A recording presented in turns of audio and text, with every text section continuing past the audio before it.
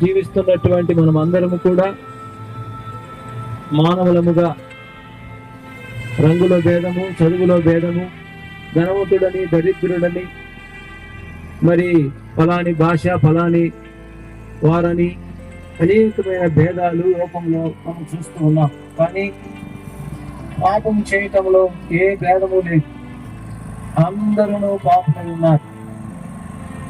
మరి ఒక ఫలాని తెగవారని, ఫలాని భాషను మాట్లాడే వారిని, ఫలాని ప్రాంతీయ వారిని లేకుండా ప్రతి ఒక్కరూ కూడా ఎటువంటి భేదము లేకుండా అందరూ కూడా మరి పాపులు ఉంటూ ఉన్నారు.